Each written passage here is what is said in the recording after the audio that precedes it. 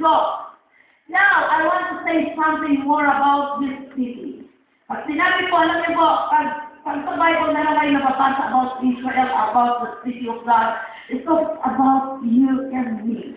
Sapagkat ang tinutukoy ngayon ng mga spiritual Israelites ng Panginoon ay yung mga taong kumilala kay Kristo Jesus.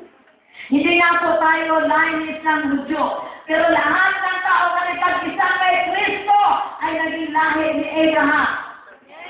Kaya mayroon kang karapatan sa kaharian ng Diyos, mayroon kang karapatan sa marang sinasabi ng Panginoon, at mayroon kang karapatan sa kayamanan kung paano pinagyaman ng Diyos sa Abraham. Sa'yo din yun. Kanino kaya yun? Hallelujah! Kaya wag po tayong bawalan na pag dito tayo hindi ka nagre-respond. Kasi pag hindi ka nagre-respond, ibig sabihin, hindi ko kilala kung sino yung binuntahan ko dito. Kung ikaw man ay na-invite lang, kung ikaw man ay napadaan lang, but I want you to know that the God we are talking about here is the God of heaven and earth. The God who created all things. Ang Diyos na nagpapala sa lahat ng mga taong naniniwala sa Kanya. At ang Diyos na nagbibigay ng kaganapan ng buhay natin. Amen po! Amen! Huwag na tayo maging mga relihiyosong utak. Kasi yung mga religyoso, pupunta lang yan. Basta lang nakatayo sa harap ng simbahan. O, tapos na. Uwi na. So, anong napala mo? Wala lang. Naalikabukan ka lang. Wala kang masalo. Pero tayong mga nakakilala kay Kristo, binibigyan tayo ngayon ng Diyos ng isang bagong puso, bagong espiritu, para makita natin ang tunay na kalooban ng Diyos at ang mga mahihiwagang bagay patungkol sa kaharian ng langit. We are citizens of heaven and earth.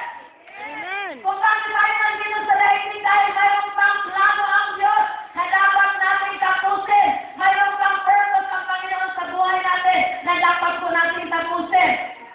Napapansin niyo ba, nung kumilala tayo kay Lord, mayroon tayong buhay na walang hanggan. Ang sabihin natin, Lord, I will receive you as my Lord and personal Savior. Mayroon na tayong buhay na walang hanggan, pero bakit hindi ka pa namatay? Dahil meron bang purpose si Lord sa'yo? Meron ka pang hindi nagagawa para sa Diyos? Amen. Sigurado na ang buhay natin, mga kapatid. Kaya sa ating paglilingkod at paglapit sa Diyos, huwag kang matakot. Sabi ko sa kanila, huwag kang matakot. Dahil sa pagbibigay mo para sa gawain ng Diyos, huwag kang matakot. Dahil ang pera, ay makaipon ka ng bilyon, pag namatay ka, hindi mo yan pwedeng isama sa kabaong mo, nanakawin lang yan. Kami po ay tuwan-tuwan sa Diyos kasi kahapon nasa Baguio kami at mayroong isang American citizen na maganda. Yun yung nag-donate ng church doon sa Baguio. Wala mahal-mahal ng lupa ngayon sa Baguio. Binagpala niya yung isang simbahan doon na ng up and down na church. Pati lupa, binili niya. Pinatayuan niya talaga. Parang sa gawain ng Diyos. Tinanong namin na, oh, you will stay here in Philippines. Ilang taon na, for 22 years, dito na talaga siya nanirahan sa Pilipinas. And sabi niya, lahat sa buhay ko gusto kong gugulin para sa Diyos. Yung mga pinagpaguran niya ng kanyang kabataan, alam niyo, ang ginawa niya, nagpapatayo siya ng mga churches para lang pagpalain ang gawain ng Panginoon. Sabi ko, grabe itong matandang ito. Talagang, yung kanyang utak sa pag-i-invest sa kaharian ng Diyos. Dahil alam niya na kahit kunin man siya ng Panginoon, hindi niya madadala yung kayamanan na naipon niya. And a good investment ng isang tao ay yung mag-invest siya para sa kaharian ng Diyos. Amen! Naghahanap si Lord kayo ng mga tao kapag nakatiwalaan ng Diyos yun. Amen! Para ma-fund sa kanyang kingdom. Yes! Pero paano kapag nakatiwalaan ni Lord ng millions kung yung text mo nga sa 1,000, hindi mo maibigay yung 100? Hello!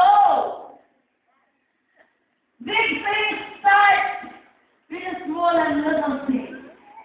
Lahat ng maliliit na bagay, pag ipinagkatiwala natin sa Diyos, ang lahat ng yan ay imumultiply ng Panginoon. Amen. Sino po ang naniniwala doon? Amen! Panahon ng mga kapatid, parang nabisin tayo sa katutungan na tayo, tinawag tayo ng Diyos in one purpose. Di ba yung verse na kayo, in one purpose, in one mind, I will give him one heart to worship me forever. Ngayon, ikaw, sa-giving pa lang, hindi ka na maka-breakthrough, paano kung sasabihin mo, forever I will worship the Lord? Amen. Kaya dito po, alam niyo ba ang nangyari? Bakit nabihag ang mga Israelites? Nung last Sunday, nilayang ko yan. Bakit nagkaroon ng pagkabihag, pagkamatay sa mga sandata ang mga Israelites? Because they disobeyed God. Nung yung isang hari ay itinigil ang paghahandog sa Diyos.